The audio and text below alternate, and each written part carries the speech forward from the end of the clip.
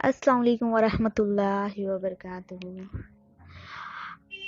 آج ہم اللہ سبحانہ تعالیٰ کے خوبصورت نام السلام پہ بات کریں گے، وہ جو سراسر سلامتی والا ہے، ہر عیب اور نقص سے پاک، سکون کا پیکر۔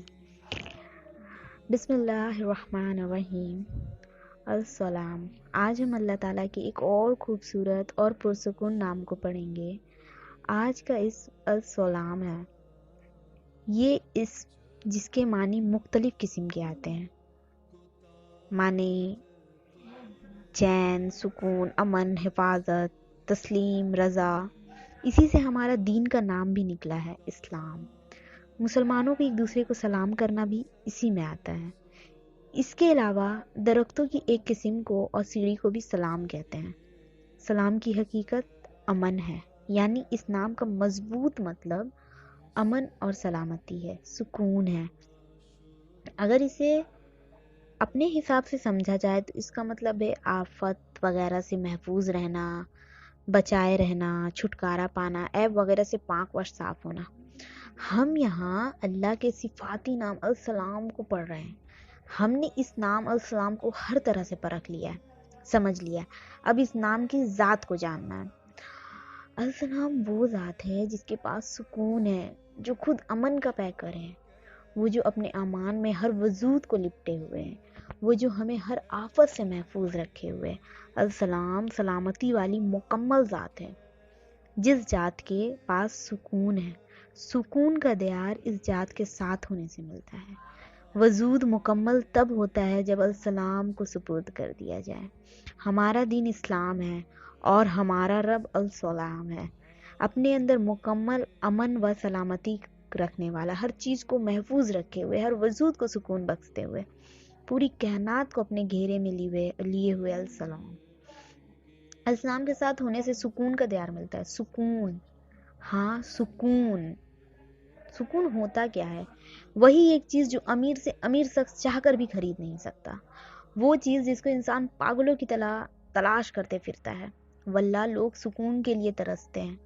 آپ کو کیا لگتا ہے یہ جو اتنے سارے لوگ آج ڈپریشن سے گزر رہے ہیں، اس کی کیا وجہ ہے؟ روزانہ ہزاروں کے حساب سے کی جانے والی خودکشیوں کی کیا وجہ ہے؟ دنیا میں ہر ایک چیز کو پا لینے کے بعد بھی اپنی سانسوں کو روک لینے کی کیا وجہ ہے؟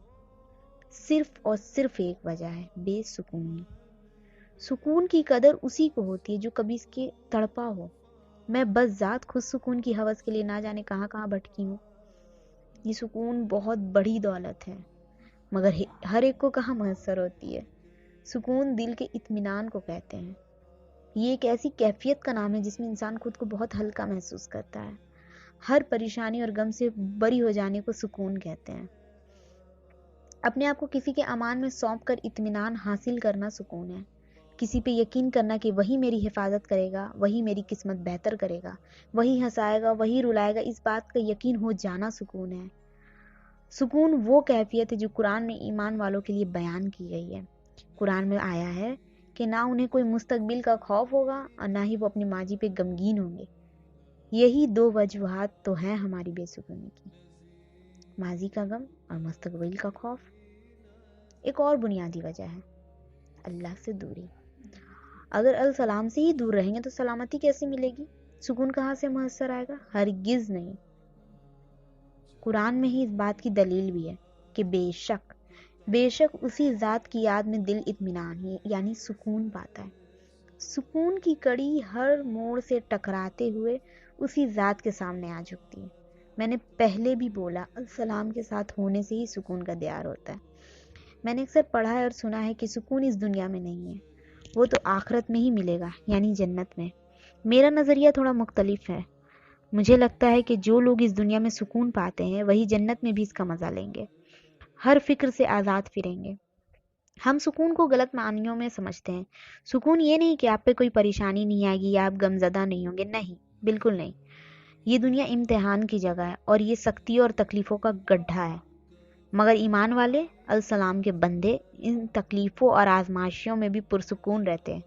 وہ جانتے ہیں ان کا رب السلام ہے، وہی ان کی حفاظت کرنے والا ہے۔ تکلیف وقتوں میں ٹل جائے گی، اللہ پہ یقین ہی تو سکون ہے۔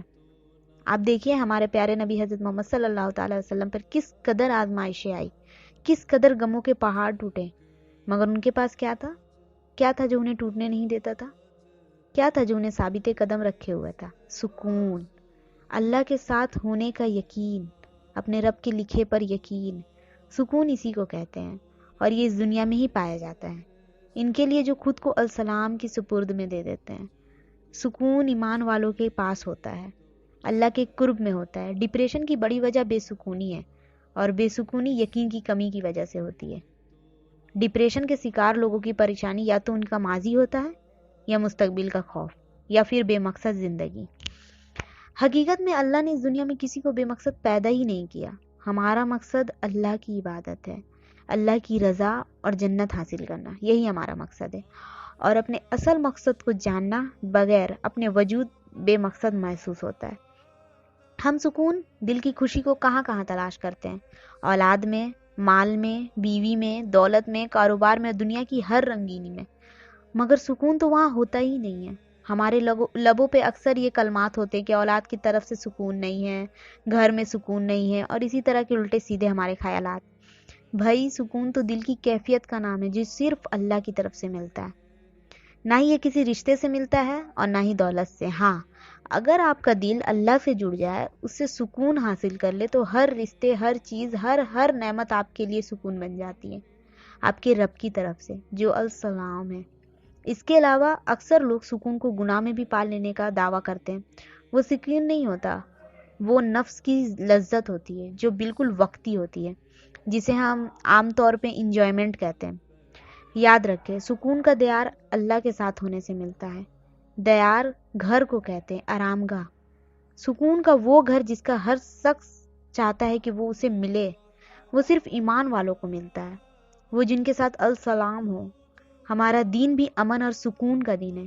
اسلام دراصل سلامتی کا پیغام ہے۔ مسلمان جب ایک دوسرے سے ملتے ہیں تو ایک دوسرے کو سلامتی کی دعا دیتے ہیں، السلام علیکم۔ یہی ہمارا دین ہے۔ ہم نے آج سے اپنی پریشانیوں کو اللہ کے امان میں دینا ہے، اپنی قسمت کا فیصلہ اس کے ہاتھ میں چھوڑنا ہے، دعا کرنی ہے اور اس ذات پہ یقین رکھنا ہے۔ یقین سے سکون ملتا ہے۔ السلام پہ یقین رکھنا ہے کہ وہ ہمیں ضائع نہیں ہونے دے گا، وہی ہماری حفاظت بھی کرے گا اور آزمائشیوں کو دور بھی کرے گا، وہی اذیت سے سکون کی طرف لوٹائے گا۔ ہمارا ٹاسک بھی یہی ہے۔ ایک اور، سلام میں پہل۔ ہم نے سلام کو عام کرنا ہے۔ انشاءاللہ ہم نے سکون کو اللہ کے پاس ہی تلاش کرنا ہے، اور اللہ کے پاس ہر چیز کھلی ہوتی ہے، تلاش فوراً ختم ہو جاتی ہے اور وہ ہر چیز ہمیں مل جاتی ہے۔ ہم نے اپنے رب کا نام السلام اپنی دعا میں شامل کرنا ہے۔ اور ایک بات، سکون دینے والی ذات صرف اللہ کی ہے، اور اللہ انسان کو تب سکون عطا کرتا ہے جب اللہ اس انسان سے راضی ہوتا ہے، اور اللہ کو راضی کرنے کا بس ایک ہی طریقہ ہے کہ اس کے بندوں اور اس کے حقوق پورے کیے جائے۔ اور وہ حقوق کیا ہے؟ دوسروں کے ساتھ اچھے اخلاق سے پیش آیا جائے، نماز وقت پہ پڑھی جائے، تسبیح بھی کی جائے، اور گھر والوں کو برابر وقت دیا جائے۔ جو چیز اللہ نے کرنے کا ہمیں حکم دیا ہے وہ چیز کی جائے، اور جن سے اللہ نے روکا ہے ان سے یہ سوچ کے دور رہا جائے کہ ان کے پیچھے چھپی اصلیت صرف اللہ جانتا ہے، اور اس اصلیت میں ہمارے لیے تباہی ہی تباہی ہے۔ بس آپ کو اللہ کی باتیں مانتے جانا ہے، پھر آپ کی زندگی میں خود بخود بیلنس آنے لگے گا۔ بس آپ کو وہ کرتے جانا ہے جو اللہ کو پسند ہے، پھر آپ کو خود بخود سکون ملنے لگے گا۔ بس اپنا دوست اللہ کو بنا لے، ہر چیز کا مشورہ اس سے کرے، ہر معاملے پہ اس سے بات کرے، اور اس سے بات کرنے کا سب سے بہترین طریقہ کیا ہے؟ اللہ سے بات کرنے کا سب سے بہترین طریقہ قرآن ہے۔ تو قرآن پڑھیں اور سیکھیں، اللہ کس معاملے میں ہمیں کیا کرنے کا حکم دیتا ہے یہ سیکھیں۔ اللہ نے کتنی آسانیاں رکھی ہیں ہمارے دین میں، اور ہمیں بھی آسانیوں کا انتخاب کرنے کا کہا ہے۔ آپ نے کسی بھی معاملے میں انتہا پسندی سے کام نہیں لینا۔ آپ نے پہلی سیڑھی سے دوسری سیڑھی تک جھانکنا ہے، آخری تک نہیں۔ آپ نے فرمانبردار بچوں کی طرح اپنے اللہ کی بات کو سننا ہے، اور پھر اسے بیٹھ کے سمجھنا ہے، اور پھر اس پہ عمل کرنا ہے، کیونکہ سکون صرف اور صرف اللہ کی باتوں میں ہے۔ آپ اللہ کی بنائی ہوئی حدود کو توڑ کر جو بھی کام کریں گے، آپ کو اس کام میں ہمیشہ نقصان اور خسارہ ہی ہوگا۔ آپ اللہ کے مخالف جا کر جو بھی فیصلہ کریں گے، وہ فیصلہ آپ کو زندگی میں کبھی بھی خوش نہیں رکھ سکے گا، پھر وہ آپ کی پسند کا ہی کیوں نہ ہو۔ اللہ کو چھوڑ کر آپ جو بھی کام کریں گے اس کام سے برکت ختم ہو جائے گی، اور پھر آپ اس میں جتنی بھی پیسے لگا لیں، دولت لگا لیں، مال لگا لیں، آپ کو کبھی بھی نفع نہیں ملے گا، آپ گھاٹے میں جاتے جائیں گے تب تک جب تک آپ کے پاس صرف اللہ کا راستہ نہیں رہ جاتا۔ تو اتنا مشکل طریقہ کیوں چننا ہے؟ ابھی چلتے ہیں نا اللہ کی طرف مل کر، ابھی اللہ کو مناتے ہیں، ابھی اپنے طرف سے اللہ کی طرف لوٹ چلتے ہیں، اس سے پہلے کہ وہ اپنا طریقہ آزمائے۔ تو یہاں تک بات آنی کیوں دینی ہے ہم نے، جب ابھی ہم سب کچھ ٹھیک کر سکتے ہیں۔ ہمیں دنیا کو اللہ کے طریقے سے گزارنا ہے، یہی ایک واحد فارمولہ ہے ایک بہترین زندگی گزارنے کا، یہی ایک واحد حل ہے دین اور دنیا دونوں میں کامیابی حاصل کرنے کا۔ دین اور دنیا کے ترازو کے درمیان میں اللہ کو رکھ لے، پھر دونوں ترازو برابر رہیں گے، نہ دنیا کا زیادہ ہوگا اور نہ دین کا کم، دونوں ایک جیسے ہی رہیں گے، نہ دنیا چھوٹے گی اور نہ ہی دین، یہاں کا بھی حق ادا ہو جائے گا اور وہاں کا بھی حق ادا ہو جائے گا۔ تو یہ تھا آج کا ہمارا لیکچر۔ اللہ تعالیٰ ہم کو پڑھنے سننے سے زیادہ اس پہ عمل کرنے کی توفیق عطا فرمائے، آمین یا رب العالمین۔ تیری آزمائش سے ہوں بے خبر، یہ میری نظر کا قصور ہے، تیری راہ میں قدم قدم، کہیں عرش ہے کہیں طور ہے، یہ بجا ہے مالک دو جہاں، میری بندگی میں فطور ہے، یہ خطا ہے میری خطا مگر تیرا نام بھی تو غفور ہے، یہ بتا میں تجھ سے ملوں کہاں، مجھے تجھ سے ملنا ضرور ہے، کہیں دل کی شرط نہ ڈالنا، ابھی دل گناہوں سے چور ہے، تو بخش دے ہم سب کے گناہ، تو رحیم ہے تو غفور ہے۔ السلام علیکم ورحمۃ اللہ وبرکاتہ۔